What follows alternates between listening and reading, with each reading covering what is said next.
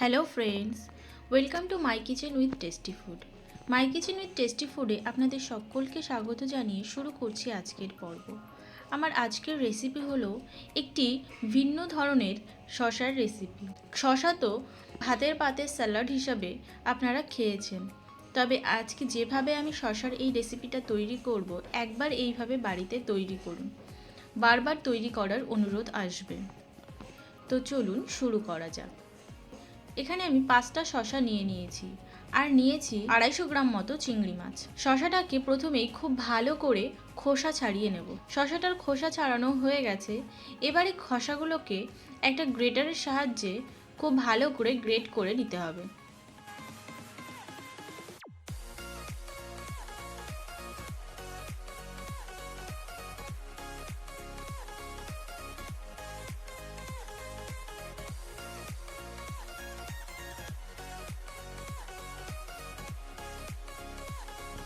শশাগুলোকে great করে নেওয়া হয়ে গেছে।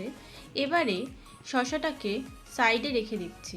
এবারে চিংড়ি মাছটাকে প্রথমেই লবণ হলুদ মাখিয়ে নেব। এখানে চিংড়ি মাছটাকে আমি খুব ভালো করে ধুয়ে জল ঝরিয়ে রেখেছি।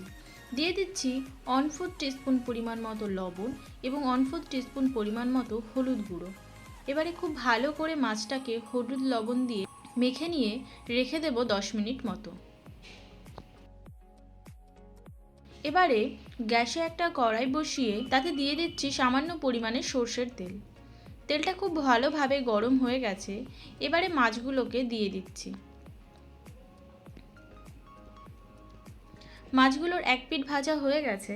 এবারে মাছগুলোকে উল্টে দিচ্ছি। আর চিংড়ি মাছ সবসময় হালকা ভাজতে হয়, কারণ চিংড়ি মাছ বেশি ভাজলে শক্ত হয়ে যায়।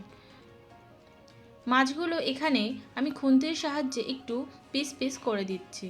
যেহেতু মাছগুলো অনেকটাই বড় সাইজের, সেই জন্য এখানে পিস করে নিচ্ছি। রেসিপিটা একবার অবশ্যই এইভাবে বাড়িতে ট্রাই করুন, আশা করতে ভালো লাগবে। মাছগুলো ভেজে নেওয়া হয়ে গেছে। এবারে মাছগুলোকে তুলে নিচ্ছি। ওই কড়াইতেই দিয়ে দিচ্ছি খুবই সামান্য পরিমাণে সর্ষের তেল। রান্নাটা কিন্তু অবশ্যই সর্ষের তেলেই করতে হবে। ফোড়নে দিয়ে দিচ্ছি একটা তেজপাতা, একটা শুকনো লঙ্কা ও 1/2 টিস্পুন পরিমাণ মতো গোটা সর্ষে। ফোড়নটা হালকা ভাজা হয়ে গেছে। এবারে দিয়ে দিচ্ছি গ্রেট করে রাখা শশাটাকে। এবারে খুব ভালো করে নেড়ে চেড়ে দিয়ে দিচ্ছি খুবই সামান্য পরিমাণে হলুদ গুঁড়ো। এখানে আমি 1/4 টিস্পুন পরিমাণ মতো হলুদ গুঁড়ো দিয়েছি। আর দিয়ে দিচ্ছি 1/4 টিস্পুন পরিমাণ মতো লবণ। যেহেতু শশার তরকারি, সেই জন্য লবণটা খুবই অল্প পরিমাণে এখানে দিতে হবে। এখানে আপনারা যে পরিমাণে শশাটা নেবেন সেইভাবে আপনারা লবণটা এখানে দিয়ে দেবেন।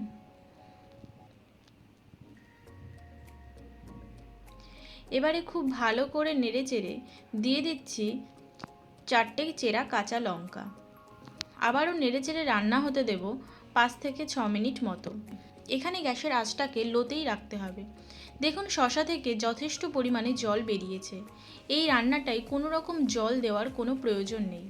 শশা থেকেই যে জলটা বেরোবে, সেটাতেই এটা খুব ভালোভাবে সেদ্ধ হয়ে যাবে এবং রান্নাও হয়ে যাবে। এই সময় দিয়ে দিচ্ছি ভেজে রাখা চিংড়ি মাছগুলো। আবারও নেড়েচেড়ে রান্না হতে দেব যতক্ষণ না পর্যন্ত শশার জল সম্পূর্ণরূপে শুকিয়ে আসে। এই রান্নাটা করার সময় কোনো রকম ঢাকা চাপা দেওয়ারও কোনো প্রয়োজন নেই।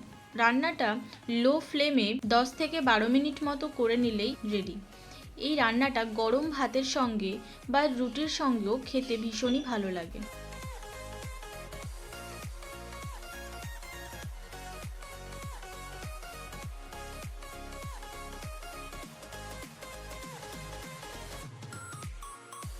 দেখুন শশার জল সম্পূর্ণরূপে শুকিয়ে এসছে। এবারে দিয়ে দিচ্ছি কুচিয়ে নেওয়া ধনেপাতা।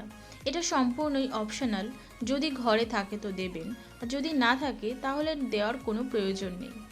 আর আপনারা যদি কেউ মনে করেন যে এটাকে নিরামিষ হিসাবে তৈরি করবেন, তাও এটাকে তৈরি করে নিতে পারেন।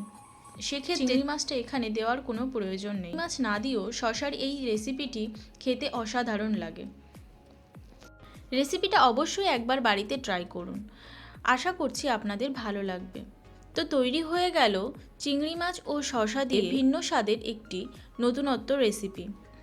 রেসিপিটা অবশ্যই এইভাবে একবার বাড়িতে ট্রাই করুন আর আমাকে কমেন্ট করে জানাবেন যে কেমন হয়েছে। যদি ভিডিওটা ভালো লাগে তাহলে অবশ্যই একটা লাইক, কমেন্ট ও শেয়ার করার অনুরোধ রইল। আর চ্যানেলে যদি প্রথমবার ভিজিট করছেন তাহলে চ্যানেলটাকে সাবস্ক্রাইব করে নেওয়ার অনুরোধ রইল এই রকম নতুন নতুন রেসিপির নোটিফিকেশান সবার আগে পাওয়ার জন্য। তো চলুন আজকের মতো এই পর্যন্তই, আবারও দেখা হবে নতুন কোনো রেসিপি নিয়ে।